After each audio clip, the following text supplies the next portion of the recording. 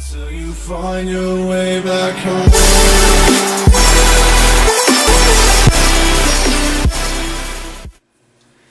What's up, everybody? So we're back in the kitchen again, and I just want to make a quick video of what I'm making tonight. So I got some time down. You know, I just came from running a few errands, doing little things around the house. I just want to do something interesting tonight. I'm gonna do something different.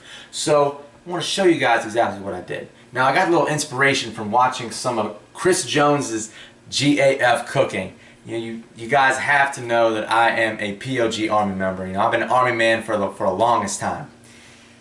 And I was a fan when he did his first, you know, big dirty ass bulk, where he's got that one picture of him with his stomach poking out.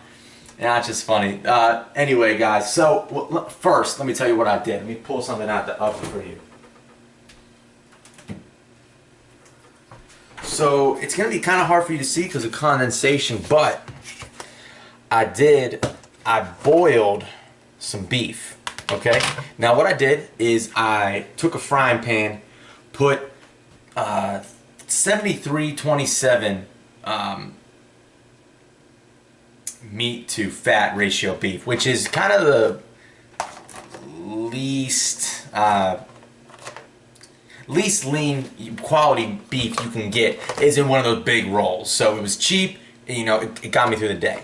I use that a lot whenever I was bulking. Well, at least on the carb backloading bulk. You know, I would have that. I wouldn't worry about the fat.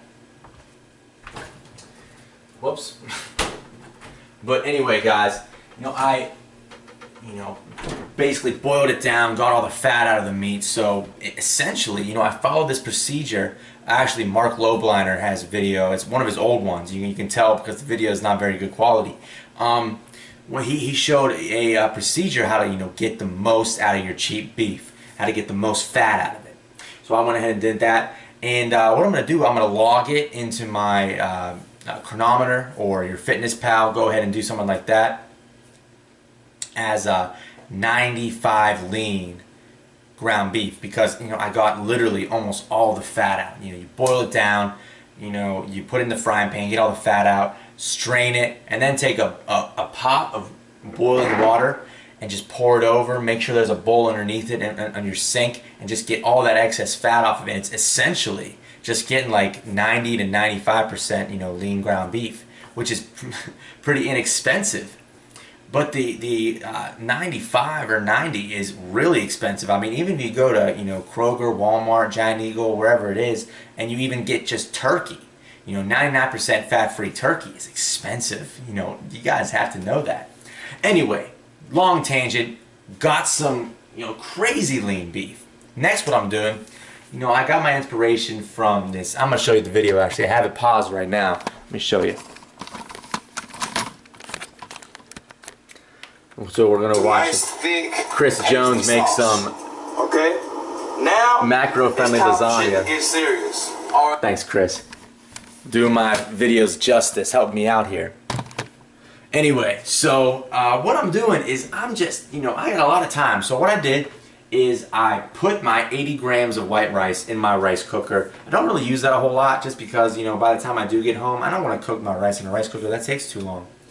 But got my rice already pre-made. Can't really do much with rice, and I don't want to make it too early because rice in the fridge cooked isn't really my biggest thing. Sorry guys, one of the cats is playing with a fly must have got in here. Anyway, so what I'm doing is I'm pre-making my rice. I don't like my rice in the fridge getting cold while it's made because then it gets hard and it just loses it. So what I got, I'm soaking it in the rice cooker with some water, and I got it on warm, and that's going to help it kind of cook, but it's not going to get it to the point where it's overflowing in the rice cooker. So I'm just having it on warm. What I'm doing now is I'm going to show you guys. I have 13.87 ounces of red skin potatoes with the skin on it still. And what I'm doing with that is I'm not doing anything with the oven. I'm not preheating anything yet because I want to make sure that I come home and everything is ready to be cooked by the time I get home. And I want to make sure everything's cooked by the time I get home. I don't want to start cooking it now because I don't want it to get dried out by the time I get home and want to eat it. So I got I sliced up real thin some red skin potatoes, season them up with some garlic salt, some of this kickin' chicken seasoning, that's really good, some sea salt, and now I just found this in the cupboard today, guys, so I'm excited to taste this stuff. It's called liquid smoke.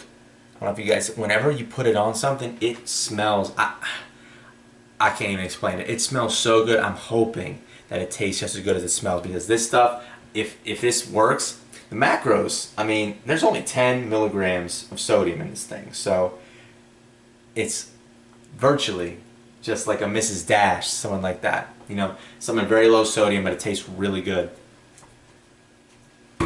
Now, I don't know if you guys saw, but those little thin pieces of potato doesn't equal out to be 13.87 ounces. Next, I'm going to be making some mashed potatoes. So I got a pot, and I got about, you guys aren't going to see, but just trust me on this. I have about 2/3 of the other, you know, quantity of potato chilling right here on the stove, ready to be cooked. What I'm going to do is, in order to make it feel, you know, have a nice mashed potatoes, you know, texture, I'm going to season it with my regular seasonings, just like I normally do. But, I don't know if you guys remember, but in my last video where I'm in the kitchen, I'm making macro-friendly chicken parmesan. I still have some of this Philadelphia fat-free cream cheese. I don't know if you guys can see that. I'm going to fill you in with the macros again. Total fat, 0. Total carb, 3 grams. Proteins, 4 grams. So really, really, really good macros on this, guys. I'm just going to mix it in. You know, mash all the potatoes, mix it in with my seasonings, and then put this stuff in just to finish it, make it kind of creamy right at the end. And macros going to be excellent on this, guys. And hopefully it tastes as good as it is macro-friendly. So just a quick update, quick video about what I'm doing, you know. Just getting shit done around the house, you know, doing everything I need to, and just wanted to make a quick video for you guys. You know, I'm committed to making good videos very often, and we're going to go ahead and just keep on doing like this. Even if it's quick, not in the gym, not really fitness related, more just like a healthy cooking thing. I kind of want to bring more recipes to the table. You know, I'm getting some inspiration from these GAF cooking videos that Krys Jones does, and I want to put my own spin on it and make it, you know, fun for my viewers. You don't have to go elsewhere. Maybe you don't want to check out what I eat. What is carb backloading? You know, what can I do carb backloading wise and still keep my macros good? You know, still eat like a normal human being. Because I don't know if you guys know this. If you carb backload, you don't really eat like a normal, you know, individual of society. You kind of have to, you know, adjust your macros and adjust the times differently. You know, it was hard enough for me, you know, just eating healthy on like if it fits your macros, or like a bro diet, saying like, oh, you know, I have to eat 2 to 3 hours, I gotta do this. Even when I did if it fits your macros kinda, or even if I was bulking, you know, I would be eating a ton. People are like, you know, look at me like I'm crazy, like I'm trying to get fat, like I'm a, you know, professional eater.